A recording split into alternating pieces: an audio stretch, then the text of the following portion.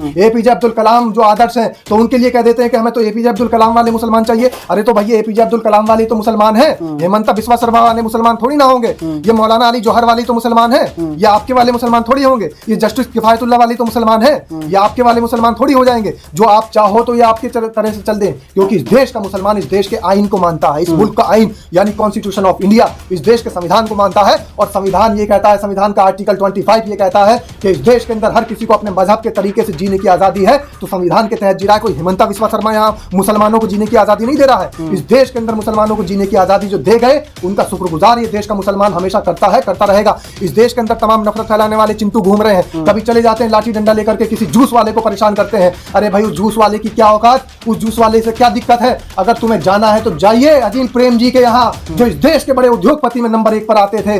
जाइए, आज भी उनका सूचियों में नाम आता है। जब इस देश के मालदारों की बात होती है अजीम प्रेम जी का नंबर आता है। जाइए उनकी हवेली तोड़ करके दिखाइए अगर दम है तुम्हारे अंदर। और अगर तुम्हें लाठी डंडे बरसाने हैं, तुम अगर किसी रिक्शा वाले पर लाठी डंडा बरसाने की हिम्मत रखते हो तो मैं ये कहता हूं सिप्ला के मालिक के यहाँ चले जाइए। ये जो सिप्ला कंपनी है जिसकी दवाइयां खा करके हेमंत बिस्वा शर्मा इस तरीके के जहरीले बयान दे रहे हैं, मुझे तो ये फक्र होगा कि भाई जाइए, सिप्ला की जो कंपनी के मालिक हैं वो भी मुसलमान हैं। ये सिर्फ मजदूरों की मजदूरी मारने का बयान हम नहीं सुनते, इस देश के लोग समझ गए होंगे इसी बयान से कि कौन जिहादी है और कौन यहाँ पर वफादार है। हमें सर्टिफिकेट देने की जरूरत नहीं है। एक बात और बता दूं, इस देश का जो मुसलमान है वो बाई चॉइस भी इस देश का वासी है, इस देश को पसंद करता है और बाई चॉइस के साथ साथ बाई चांस भी है। यहाँ पर बाई बर्थ भी मुसलमान अपने देश का वफादार है, बाई चॉइस भी अपने देश का वफादार है और बाई चांस भी इस देश का वफादार है, क्योंकि उनको मौका मिला था, उनको कहा गया था कि तुम्हारे लिए अलग मुल्क है, चले जाइए।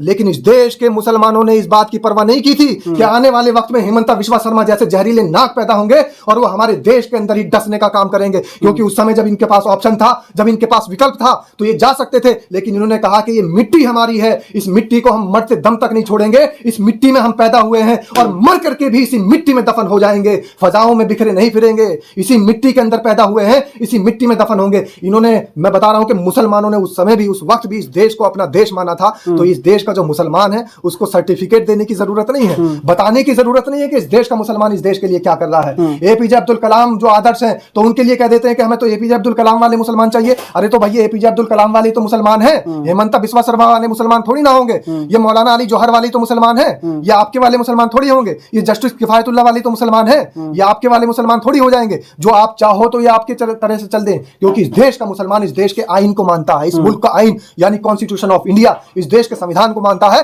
और संविधान ये कहता है, संविधान का आर्टिकल 25 ये कहता है कि इस देश के अंदर हर किसी को अपने मजहब के तरीके से जीने की आजादी है। तो संविधान के तहत जी रहा है, कोई हेमंत बिस्वा शर्मा यहाँ मुसलमानों को जीने की आजादी नहीं दे रहा है। इस देश के अंदर मुसलमानों को जीने की आजादी जो दे गए उनका शुक्रगुजार ये देश का मुसलमान हमेशा करता है, करता रहेगा। इस देश के अंदर तमाम नफरत फैलाने वाले चिंटू घूम रहे हैं, कभी चले जाते हैं लाठी डंडा लेकर के किसी जूस वाले को परेशान करते हैं। अरे भाई उस जूस वाले की क्या औकात, उस जूस वाले से क्या दिक्कत है? अगर तुम्हें जाना है तो जाइए अजीम प्रेम जी के यहाँ, जो इस देश के बड़े उद्योगपति में नंबर 1 पर आते थे।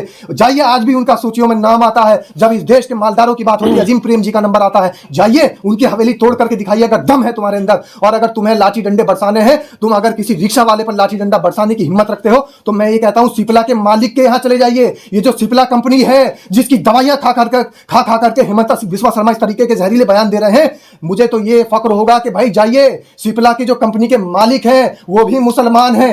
जाइए, जाकर के उनकी हवेली तोड़ दीजिए तो मैं मान लूंगा कि आपके अंदर दम है। मैं मान लूंगा ऐसे तमाम लठैतों को, तमाम फर्जी दलों को कि सिप्ला की कंपनी के मालिक का उन्होंने घर ढा दिया। और अगर तुम्हें अपने गरीब मुसलमानों के, इस देश के गरीब मुसलमानों के साथ में बुरा करना है, उनकी मजदूरी मारनी है, उनके घर तोड़ने हैं, उनको इस देश से आतंकवादी करार देना है, तो मैं ये कहता हूं हिमालय कंपनी के मालिक डॉक्टर फारूक हैं। जाइए हिमालय कंपनी के मालिक के यहाँ, जिस हिमालय कंपनी की दवाइयां खाकर ये देश आगे बढ़ रहा है, एनर्जी बूस्ट कर रहा है हेमंत बिस्वा शर्मा। अगर दम है तो जाइए ना हिमालय कंपनी के मालिक के घर, वो भी मुसलमान है। और मैं तो ये कहता हूं कि इस देश के अंदर अशफाक उल्लाह खां के घर जाइए, अशफाक उल्लाह खां के घर के ऊपर बुलडोजर चला दीजिए।